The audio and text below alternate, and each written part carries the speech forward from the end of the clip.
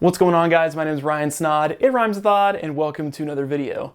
In this video, I'm going to be showing you guys how to take your lighting from this to this. I'm going to show you guys how I'm using a key light, a fill light, and a little practical light in the background to add some dynamic lighting to your set. You can also use overhead hairline lights, and there's a bunch of other ways that you can do this, but this is how I do it for my videos. So if you're in a pinch, the SparkNote version of this video is a 45-degree angle key light from your subject hitting your face right about here, a fill light or a white bounce to fill in the other side of your face over here, and a practical light in the background to add some interest and some color. Stick around for the rest of this video for the theory behind this technique and the gear I suggest to pull it off.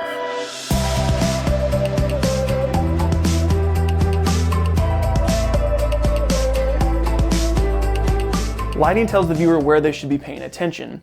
So bad lighting allows a viewer's mind to wander, lose interest, and to stop watching. And as a videographer, we don't want that. There are many ways to light a subject, but today I'm going to be focusing on a technique called Rembrandt lighting, which is one of the best ways to light someone in my opinion. It adds contrast and is a pleasing light to the face. And the telltale feature of Rembrandt lighting is having a little triangle of light on the opposite side of the cheek from where this key light is coming from. So let's talk about application. For this setup, you're going to need a single human subject in the center frame, like I am right now, usually sitting or standing and really not moving around too much. This lighting tech can get a little screwed up if your talent is moving around or it's a live action type of setting. As you can see, if I turn this way, the lighting does change on my face. Or if I go closer to this fill light, you can see the orange tungsten hue on the side of the face. So you want a talent or subject that is sitting pretty much dead center and isn't moving around too much. Now let's talk about gear. This look cannot be pulled off without a key light or the main light that is lighting your subject. I'm using a Godox SL60W, but you can use other higher end lights like an Aperture 120D Mark II, or even cheaper lights from Amazon for about $100 or less.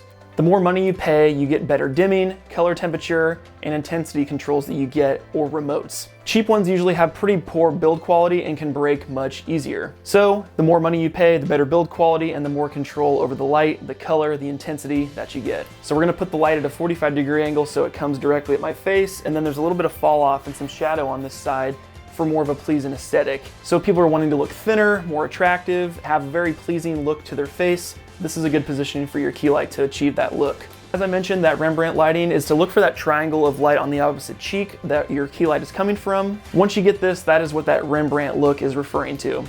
So now you got the key light figured out. Next, we're gonna move on to the fill light. And in my opinion, fill light is kind of optional. It helps fill out the background so it's not just super dark. But again, my favorite look for these types of videos is very contrasty because that's just what I like. But for this example, we're gonna be having a newer brand fill light back here that I've set to a tungsten setting. So with these are really helpful. I got a 2-pack for these. I'll put links to all the stuff in the description box below.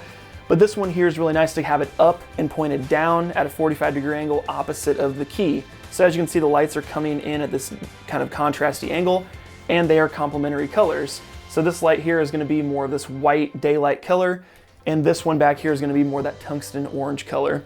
So as you can see, there's a little bit of a fall off, and I'm pointing it on the back of my shoulder, mainly to separate myself from the background and then kind of fill out the rest of the side of my face. Now, I opt for a lower intensity panel just to keep the face fully visible, but you can opt for a white foam board or a reflector to bounce light around. And if you don't have it right over your shoulder, you can have it kind of right here where the light would bounce off, and then it would fill out the side of your face so you get kind of an even look. But again, I'm going for more of a contrasty look, so I don't use that. Now third would be a hair light or a rim light, and in this case I'm using my fill as both the fill for the background and for my hair light. But the main reason for a hairline light is to separate the subject from the background, outline them, and again keeping the focus on your speaker, not the background. It's more subtle, but it helps add that polish that a lot of people are looking for. And it's usually behind the subject's back shoulder, casting over their ear and on the back of their head. And lastly is the practical light. I like to light my background with a subtle color to add that pop to my videos.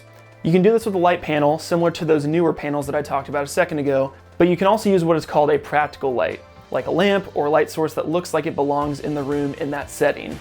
Now I usually use an orange practical lamp because it's my brand colors and it contrasts nicely with this daylight of the key light, so they kind of blend together really well. And I got these Edison light bulbs from a local hardware store and they work really well. But you could have this practical light be any color that you want. You could have it be blue, purple, green, anything to add a little bit of pop in the background. Now, next level intentionality is to add complementary colors in the background like teal and orange, or green and purple.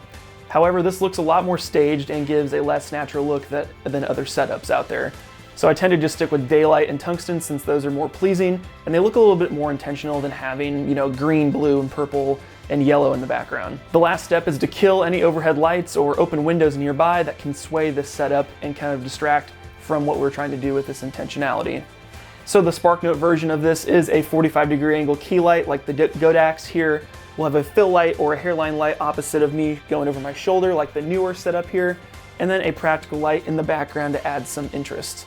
I will link up my cheap lighting setup of my kit in the description box so you can see what I recommend for you when you're first starting out. You don't have to spend a lot of money on these lights, you can get them pretty cheap and then upgrade over time. I usually do videos about business, but if you want to learn more about lighting, camera gear, audio, and those types of things, make sure to let me know in the comment section what types of subjects you would like to learn more about, and I can mix those in the new year.